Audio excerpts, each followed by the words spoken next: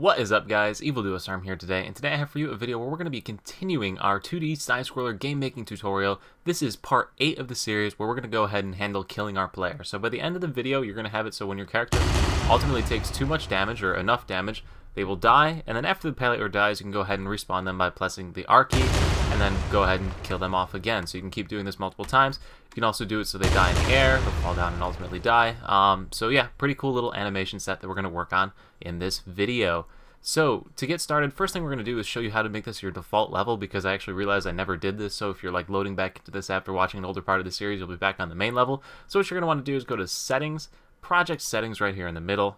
After this goes ahead and opens up, you're going to go to this Maps and Mode tag on the left side under here underneath Project. Click on that, and then we want our Editor Startup Map. We want to change this to our level 1 that we went ahead and created. So level 1 is the level we made in this video like 2-3 videos ago. So level 1 is going to be our default map. So when we go ahead and close this out and open it back up, next time we will load into this level every time. So what we're going to need to do first is we're going to actually need to go ahead and import the death animation. So you can see I already have them here. I have dead and I have dead loop. We're going to need to make 2 animations.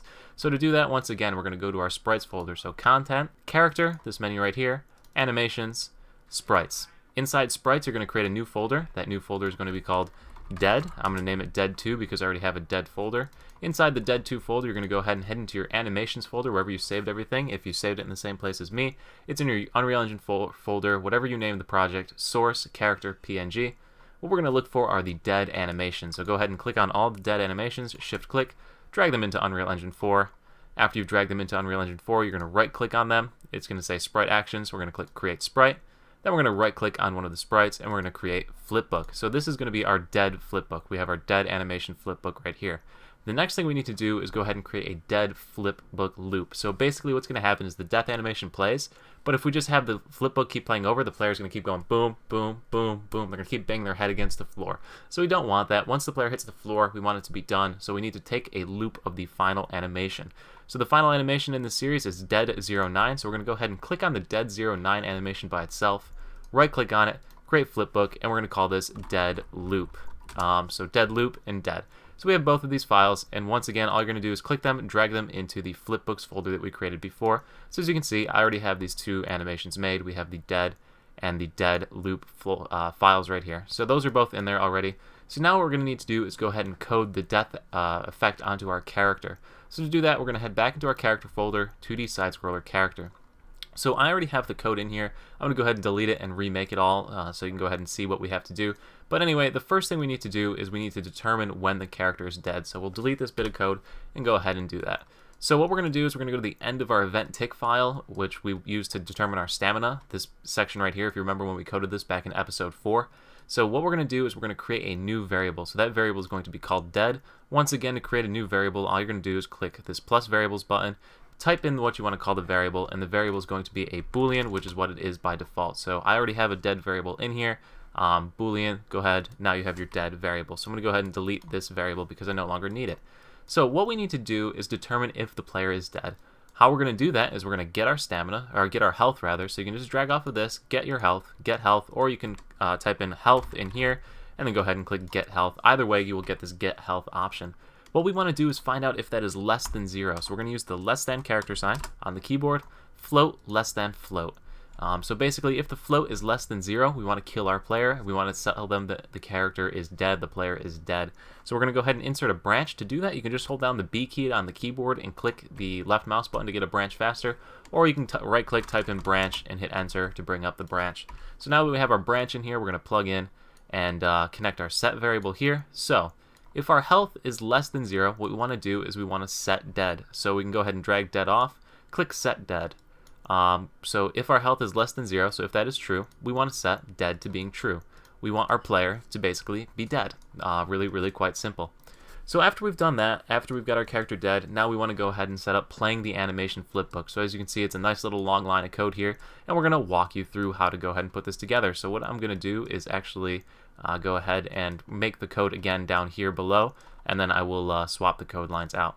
So basically, the first thing we're going to want to do is set up a branch. So what we're going to do is we're going to see if the player is dead. So drag off dead and connect it to this condition here.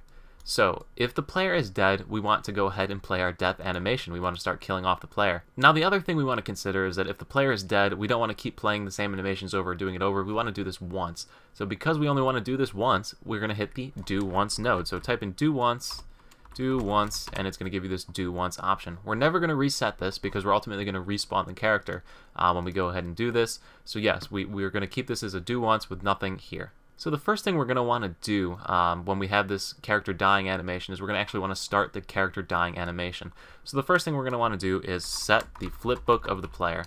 So set flipbook sprite. So if you are having difficulties with getting this node or aren't seeing this little sprite thing pop up, it's because you have context sensitive disabled. So if I drag off of this, you'll see a little option that says context sensitive. Make sure that this box is checked to make it easier for you just to figure out your references, especially if you're new to the engine. It picks out these sprite things or what you're supposed to be referencing for this, so you don't have to think as much. So go ahead and do that to make your life easier. Now the animation we're going to want to put into this flipbook is going to be our dead animation that we just created. So we're going to type in dead into the search box, put in the dead animation. I already have mine put in, so we're just going to go ahead and click the dead animation and drop that in. So now we have our flipbook set to our dead animation. So now what we want to do is we want the character to continue its trajectory without the player being able to input on the character. So basically when the character dies, like you saw in the air, he continued to fall to the ground ultimately before the player could press the reset button. So what we want to do is we want to disable input of the player. So we're going to type in disable input, and that is going to make it so that the player can no longer control the character after your health has reached 0. We're ultimately going to undo this later, but you know, we want to make sure that the player continues to fall or that the animation goes to completion.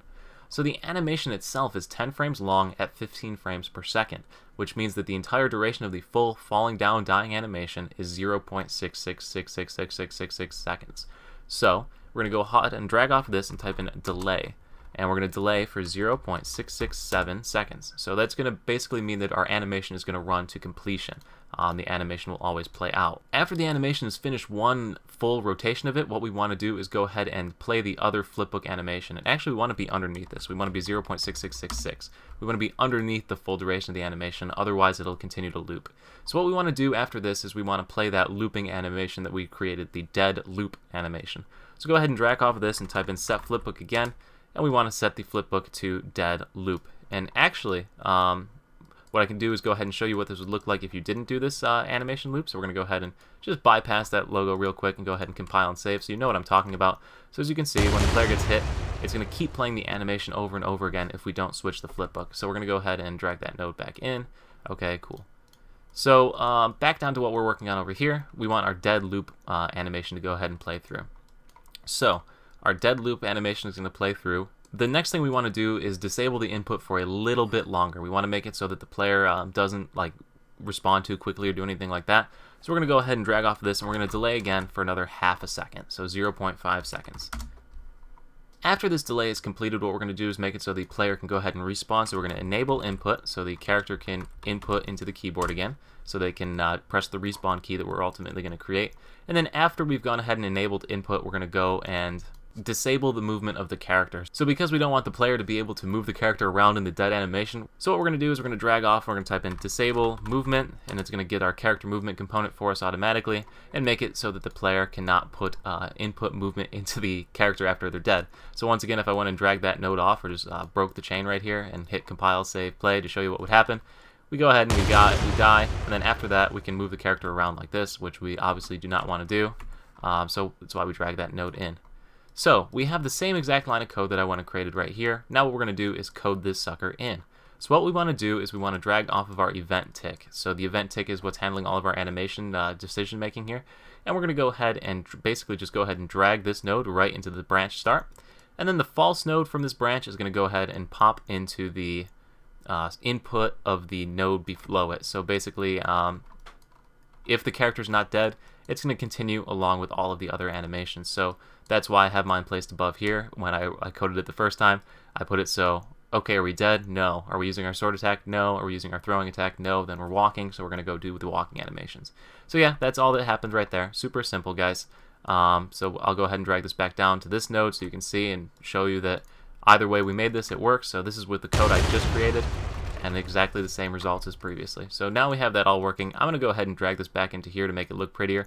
Also, if I were you and you just copied me creating it down here, I would as well drag this above the updates animation tag right here, so you can go ahead and have the same, logic flow path that I have, checking to see if you're dead, checking to see if you're attacking, like going down linearly. It just helps keep things organized.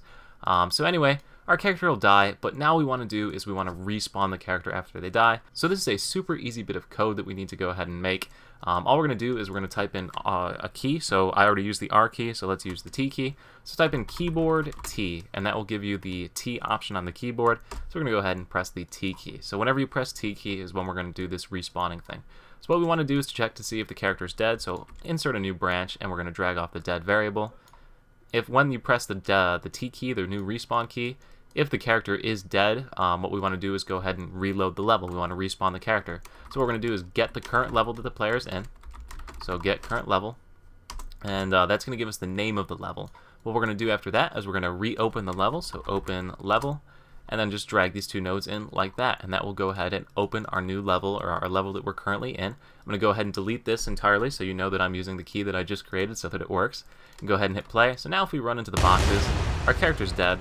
And if we go ahead and press the T key, it respawns the character, reloads the level, and you can go ahead and continue and retry the level to try and get by these two boxes. So the only other thing that I did from this video that you haven't seen is I went ahead and added another box because the boxes only do 50 damage. We needed to hit 100 damage to kill our player, so I just dragged another box in. You could drag a third one in. Just remember you click Alt and then drag on any one of the arrows, and you can add in more boxes just like that.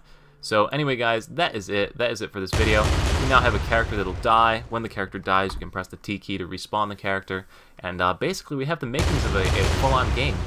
So at this point, the next thing to do, logically of course, is to go ahead and create our first AI enemy. So what we're going to be doing is importing a new character from a different site. I want to find some animations and enemy icons and stuff. So we're going to go ahead and put together one of those little enemies, have it so it can fight our player, and that our player can go ahead and fight the enemy back. This is going to be a longer series. I'll probably split that up into a few different little videos. But anyway, that is what the next objective is for this game. So I do hope you enjoyed the video. If you did like the video, make sure to like and subscribe and stay updated on this series. As always guys, thank you so much for watching. I will see you at the next video. Peace.